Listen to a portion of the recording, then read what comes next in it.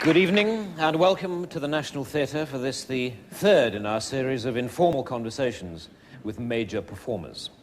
It has been a very exciting season so far, which has encompassed such performing giants as Sir Ian McKellen, Dame Judi Dench, and of course, Christopher Biggins. But tonight we are to welcome a man who, although no giant, has nevertheless made a huge impression in his chosen field. Ladies and gentlemen, Mr. Elton John.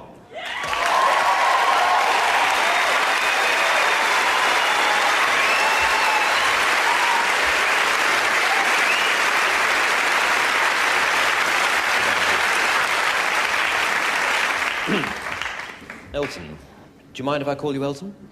No, it's fine. Good. Well, Elton. I'm sure the first question that everybody would like to ask you is this. Funny name, Elton. How did you come by it?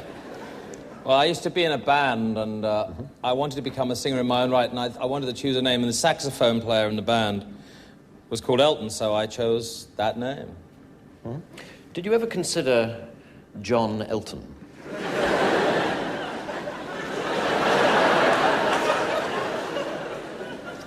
No. You didn't? No. Okay. Right, well, let's start with those early albums, then. One of which I believe was called simply Elton John.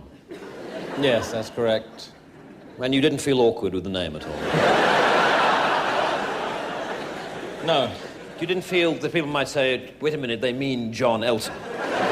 They've cocked up the record sleeve and printed the bloody name the wrong way around. You didn't think that? No, I thought it sounded great, and, you know, I thought people would be more interested in the music rather than the name. Hmm.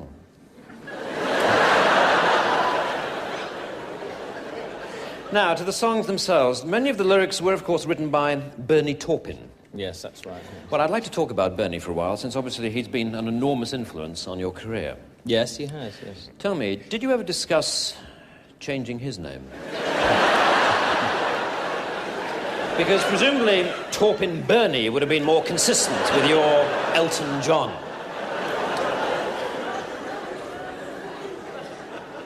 Look, do you want to talk about the old songs or not?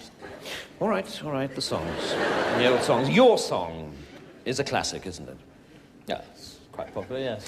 Well, there is a verse in that song in which, talking about the eyes of the person that the song is about, you sing, "Excuse me for asking, these things I do. You see, I've forgotten if they're green or they're blue." Yes. What I'd like to know is this. Is it this sort of chronic forgetfulness that led you to forget that Elton is not, in fact, a Christian name at all? It is a surname. And not a very attractive one at that.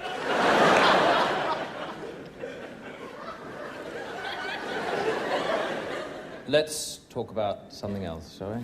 Forget the name. All right, Mr. John.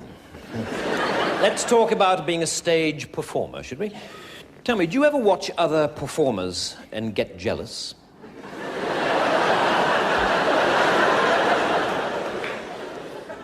I'm not sure I follow you there. I mean, jealous of what?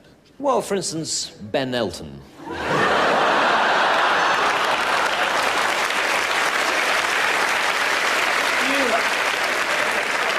I don't have to do this, you know. All right. Look, I'm sorry. Go. All right. Fair enough, moving on then. Many consider your masterpiece, of course, to be the album Goodbye Yellow Brick Road. And there is one song that people are particularly moved by called Candle in the Wind. Yes, a lot of people seem to like that song. Now, this song is in fact dedicated to Norma Jean Baker, who, of course, changed her name to Monroe Marilyn. Marilyn Monroe. My point exactly. Marilyn is a Christian name, so it comes first. Can't you see that? Are you word blind or something? I mean, it's... I've had enough of this. Well, all right, no, wait, please. I'm sorry. See, please, I'm sorry, it was my mistake. I'm sorry. There's only one more question to go. It won't take long, really. It won't take a moment. Sorry, there's only... I am... Please, sit down. One final question. You've obviously achieved enormous success over the years, But in fact, you didn't have a solo British #1 until this year, with a song called Sacrifice. Now, my big question is this. Surely you wouldn't have had to wait so long for a #1 if it hadn't been for your stupid, pointless, bloody name! Bang!